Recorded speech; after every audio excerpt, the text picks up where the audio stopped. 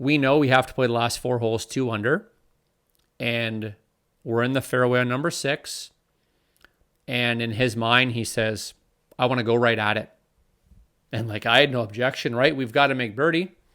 We've got to make some birdies coming in.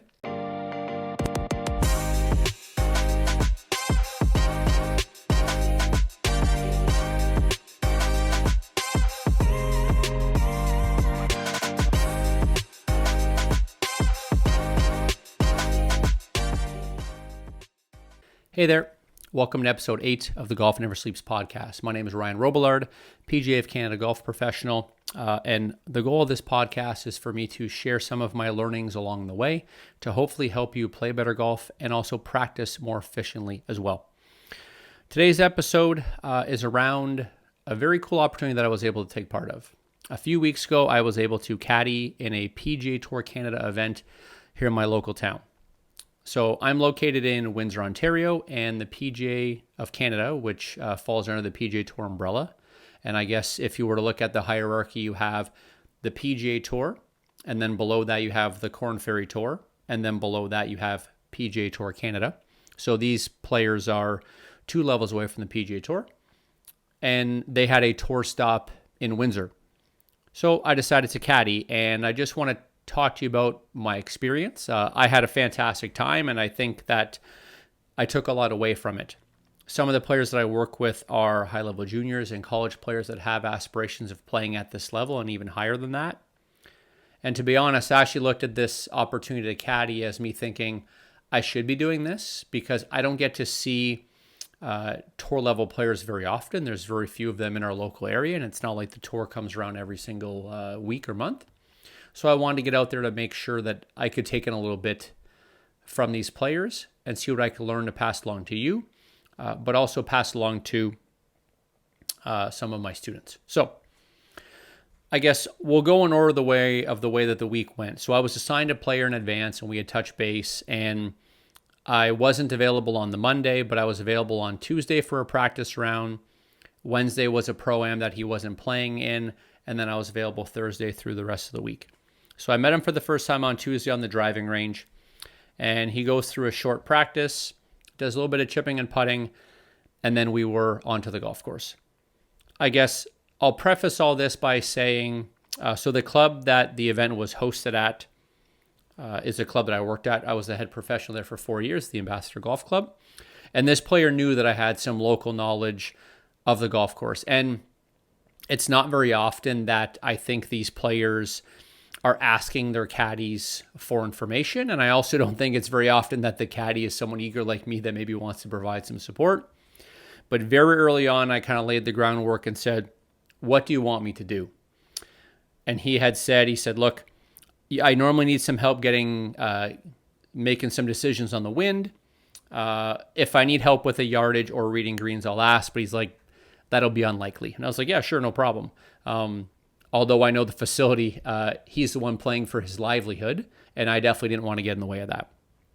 So we get out there, and we are a couple holes through, and we kind of get talking. And the thing that I noticed was it was actually nice how open he was to want to chat. Where are you from? What do you do? Some different things like that. We had a very nice conversation, and for being a practice round, I found him to be pretty calm. And what I came to find out is that he was calm a lot of the time. But the thing that I noticed, and maybe one of the first takeaways on course, is in between shots, he was very talkative, happy, energetic, different things like that. But when it was his time to hit, even in a practice round, it's like the blinders went on, and I don't think there was anything around in the world that could have distracted him. He had very intense focus on every single shot during our practice round, which I thought it was great. As we got a little bit closer to the green, he was hitting a couple different chips. He was hitting a couple different putts. His focus maybe wasn't as high as it was in the fairway, but I understood that. He was just kind of working his way through getting some feels. So we play our practice round, and he goes back to the driving range, and I watch him for a little bit, and then we decide that I'm going to take off, and he says, yeah, I'm just going to hit some balls, kind of hang out and that kind of stuff. So Tuesday ended. And before I get into Thursday, which was when the tournament started, one thing I just want to highlight, and this was actually something that I don't think a lot of people consider. So they were in Toronto the previous week, and he spent Sunday night there. So our tournament week started on Monday. Monday morning, he wakes up in Toronto, and he drives 4 hours or so down to Windsor and arrives on site on Monday. Monday, he was at that golf course. I believe he told me he was there for roughly 8 hours. He got there around 11 o'clock. He grabbed some lunch in between, but was there probably till about 7 o'clock at night. Hey, I just have a quick favor to ask, and then we'll get you back to the episode. Wherever you're watching or listening to this right now, can you please make sure that you're following me or subscribing to make sure that you get the most recent episodes when they come out?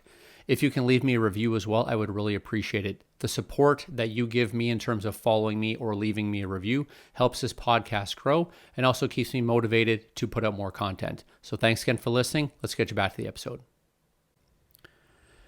Tuesday, we teed off at 9 o'clock in the morning, and he had gotten there a little bit before 8 o'clock, played his practice round, went back to the driving range after, and I believe he was at the golf course till about 5 or 6 o'clock on Tuesday. Wednesday, he didn't have access to the golf course, but he was able to hit balls and chip and putt and different things like that. And he had said that essentially he had put in a full practice day there as well. So tournament started on Thursday, and he had probably been on the property playing or practicing for over 20 hours in the days leading up to the tournament. And maybe this is more specifically with my juniors. Oftentimes juniors and sometimes college players, or I should say amateurs, college, their schedule is kind of more predetermined. I think a lot of time people don't realize how much time these players are spending at the golf course leading up to events, especially when they have 4, 5, 6 tournament weeks in a row where they don't have time to work on their game. They're literally working on their game up to the minute before they tee off for that tournament round. And that was like a little light that it went off in my head, where these guys and girls on the female side as well, they are constantly working on their game, even when they're competing.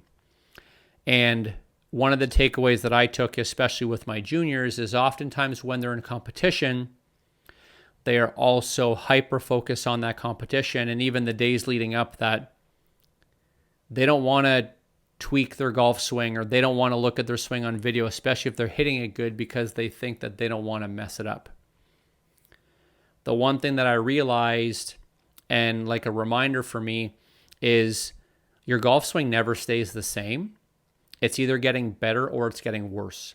And these players that are on tour all the time, they are constantly looking and paying attention and working on their golf swing because they don't have time for it to go bad.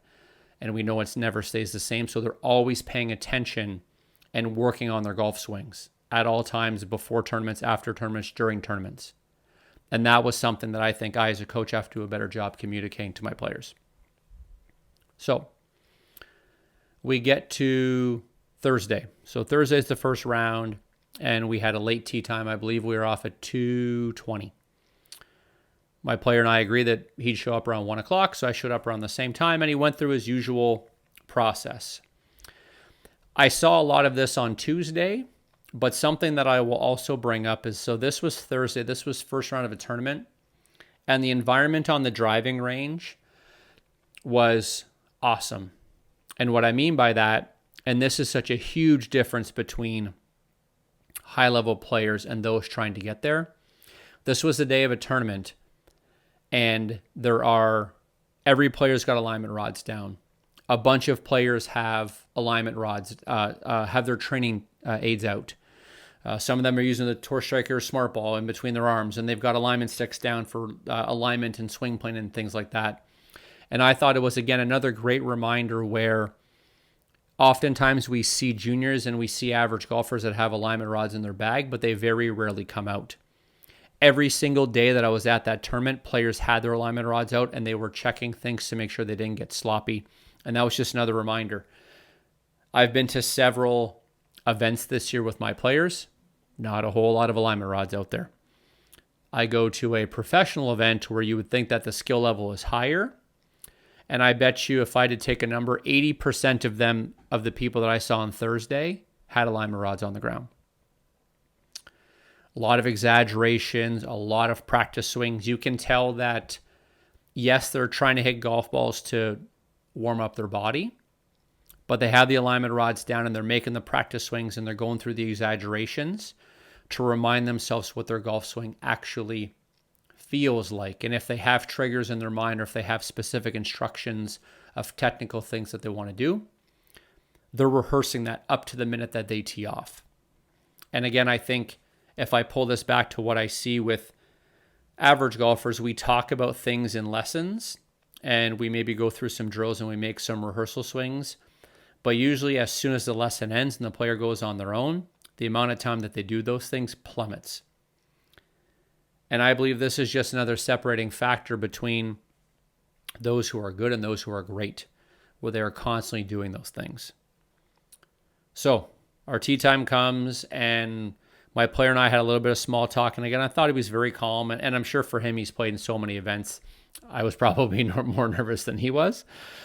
But we get out there and away we go. And leading up to the event, the golf course that we were at, a lot of people were anticipating the scores being very low. And I think a lot of people were anticipating this, the cut line being very low, like quite a few under par.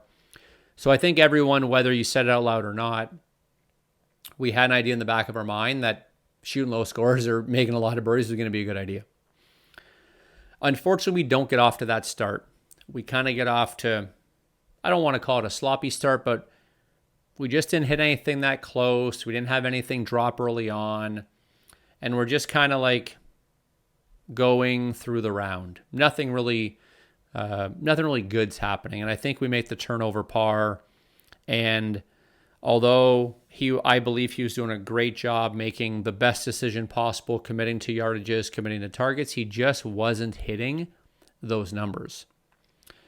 And the thing that I will pull from this as I kind of finish this Thursday story, we get to the 15th hole and we're 2 over, I believe. Yeah, I believe we're 2 over for the day, which is probably pretty close to dead last. I think on Thursday, I think there was maybe only 5 or 6 guys that shot over par. The thing that I noticed, we get to the 15th hole and he makes a birdie. And that first putt went in, and for him, it's a little bit of confidence maybe kind of gotten him. It was nice to finally see one go in, especially a birdie putt. We go to 16, makes another birdie. And 16's a long par 3. Makes another birdie, which was fantastic. And then he makes another birdie coming in. So I believe he birdies 3 of his last 4 holes to end up posting an under par score, which, given where we were through 14, I thought was fantastic. And picking his brain a little bit after, the thing that I took away, his mindset was I'm not making any putts, but what else can I do other than just continuing to try to make the best stroke that I can, trying to hit the best shots that I can into the greens. So he does a fantastic job taking a very lackluster, maybe below average round and kind of rallying, posting an under par score. Round finishes, it's late. It's 7:30. It took us over 5 hours to play. What does he do? He goes directly to the range. 99% of the people have gone home for the day, but he's out there on the range, and he said that he always goes through a little bit of a cool down. And what does he do? Alignment rod comes out, and he's working. He's hitting some shots. He's thinking about some things. He's making some practice swings. And I decided to hang out. I didn't have anywhere to go. And after he's done on the range, or after he hits that last shot, he kind of looks at me and goes, I found something. And you could tell that there was a sense of confidence there, which was absolutely fantastic. And you could tell that he didn't have a great day on the golf course. He went to the range after the round, where we had already been there all day. He's already put in a lot of hours to date. Doesn't matter. Went back to the range, got some work in, and then we decided to split ways, and he went to the putting green and hit some putts. So Thursday come and goes, doesn't start our best, but he rallies. Okay, great. Friday's new day. Friday we have a 9:20 tee time, and we saw the other scores, and the rumors were going around that we were talking, there was a chance that this would be the the lowest cut in PGA Tour Canada history. We were looking at possibly the cut being 5 under, 6 under, 7 under. Everybody knew it, and we were at 1 under. So my guy's mindset was like, yesterday was yesterday. Today we've got to make some birdies. And we get out on the golf course, and he has a pretty good warm-up. Things looking good. We start on number 10. He hits like 2 feet. He makes birdie. Like, whew, okay, this is a little bit different day than yesterday. And I believe he birdies 11 or 12. And we're not really making mistakes.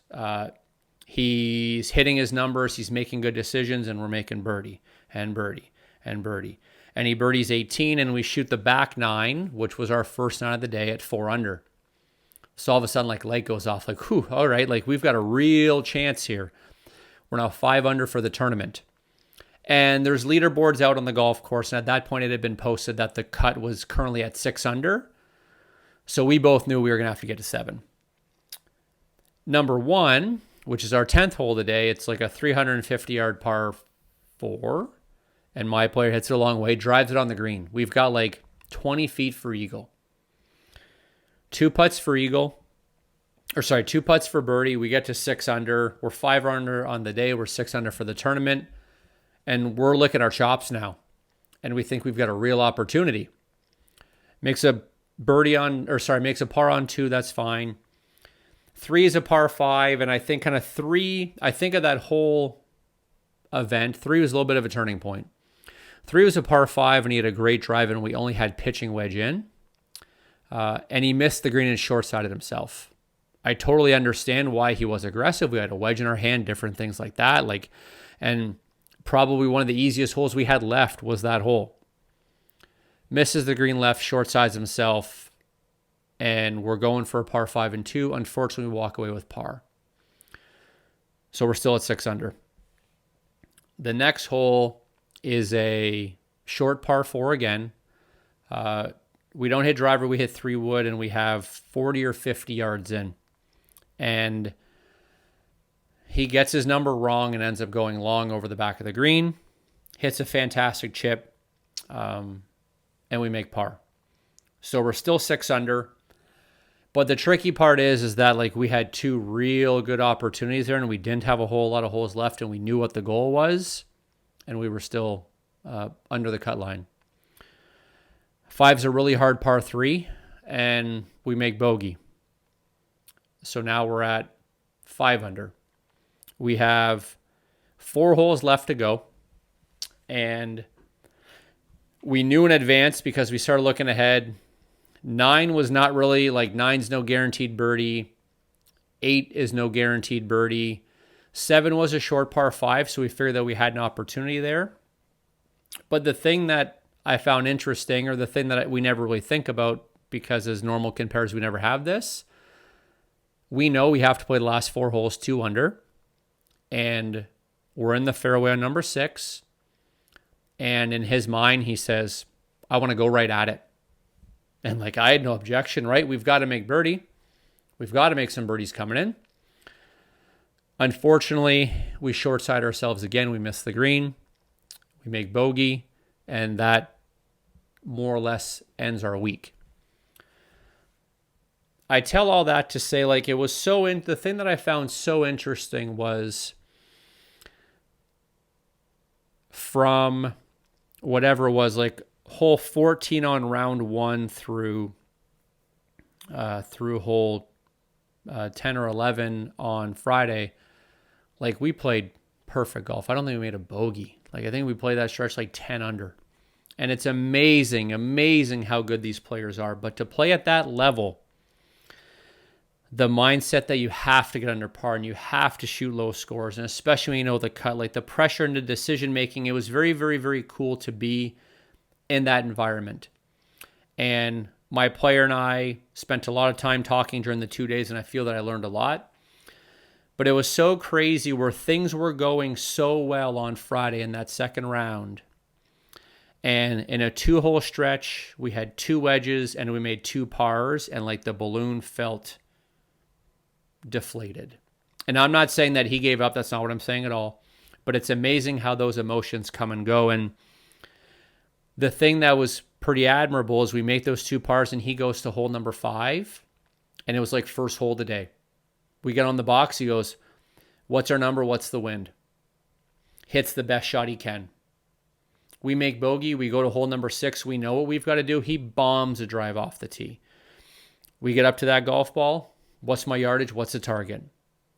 We make bogey there. We go to number 7. We stand on the tee, and we know that we've got to do something pretty special, but his mindset was always, that hole is done. Where am I aiming? What's the target? What's the number? What's the wind doing? And something that I'm going to make sure that I do a better job of, and hopefully you hearing this story, even these guys at these levels, the ups and downs, they're going to have good times, they're going to have bad times, but they do such a fantastic job telling themselves, what's the target? What's the number? Where's the wind? The previous shot is done. Let's move on with it. So, unfortunately, we missed the cut. We ended up missing the cut by a few shots.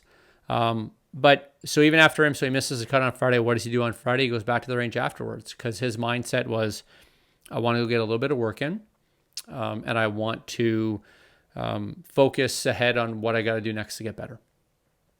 So that was a time with my player. But there's a few other observations that I want to make as we look at kind of winding down this level or this episode. The players at this level are so good. They are such good players. All of them strike the ball really good. And I honestly think most of the guys on this tour strike the ball good enough to be on the PGA Tour. I honestly believe that sometimes the difference becomes 1 or 2 shots a day on a little bit of short game and a little bit of putting.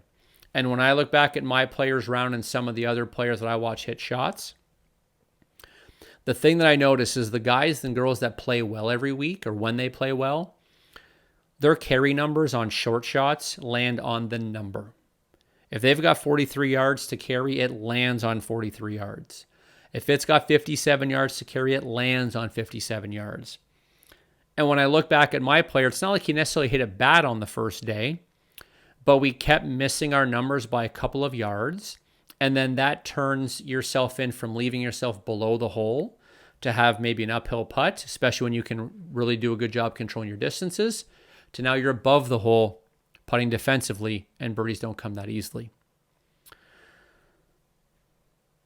There was, the course record was broken at Ambassador on Thursday by a Canadian named Stuart McDonald. He shot 60, which is 11 under on that golf course, which is absolutely fantastic. I didn't see any of the round, but what I heard was that most of the birdies that he made were, I believe, a lot of the birdies he made were inside 10 feet.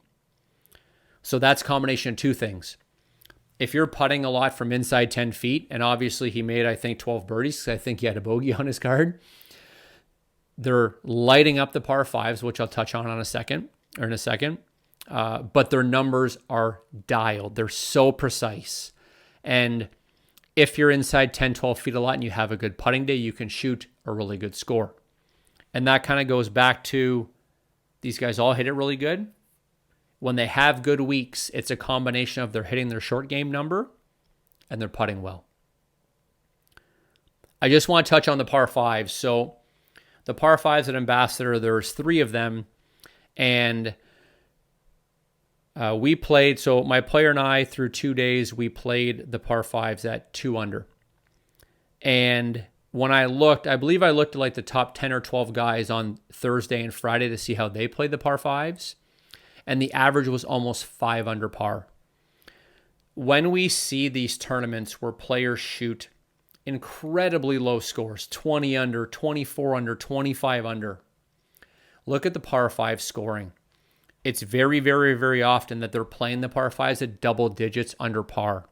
And the takeaway for you at home, whether you're a junior, an average golfer, college player, whatever, your biggest opportunity, if you don't, is you've got to start getting the mindset. How do I, if you're a higher handicapper, how do I play the par 5s at even?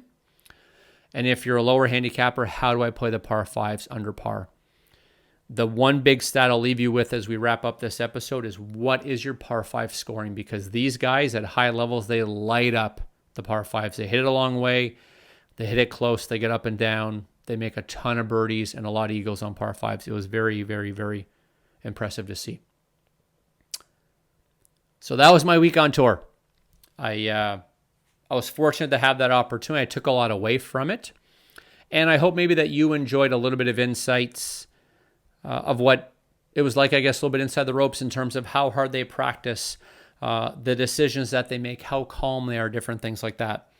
But if you have any questions or if there's something you want to know, I just want to make this a 3-hour episode about my experience, post it in the comments. Or you can send me an email, golfneversleeps@gmail.com, and ask me a question. I'd love to communicate with you and give you some feedback on a question that you may have. So thanks for watching. This has been episode 8 of the Golf Never Sleeps podcast. Happy golfing.